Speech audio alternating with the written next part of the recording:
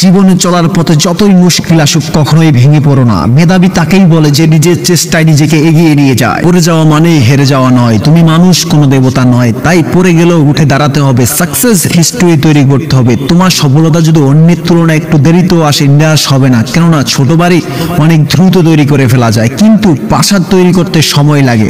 মনের ভিতরে খুশির দ্বীপ জ্বালিয়ে এগিয়ে যাও, চোখের মধ্যে মিষ্টি স্বপ্ন পালন করো, শেষ নিঃশ্বাস পর্যন্ত চেষ্টা করো। হয় লক্ষ্য জিত হবে, না হয় অভিজ্ঞতা। নিজের ইতিহাস লেখার জন্য কলম নয়, সাহসের প্রয়োজন হয়। সর্বদা একটি ইতিবাচক চিন্তা দিয়ে নতুন দিন শুরু করো। জ্ঞানী সেই নয় যে ইটের জবাব পাথর দিয়ে দেয়, জ্ঞানী সে যে নিক্ষিপ্ত ইট দিয়ে ঘর তৈরি করে। চেষ্টা বন্ধ না করা পর্যন্ত কেউ তোমাকে হারাতে পারবে না। নেশা করুন, কঠোর পরিশ্রম করা, যাতে আপনার রোগ হয় সাফল্য পাওয়া।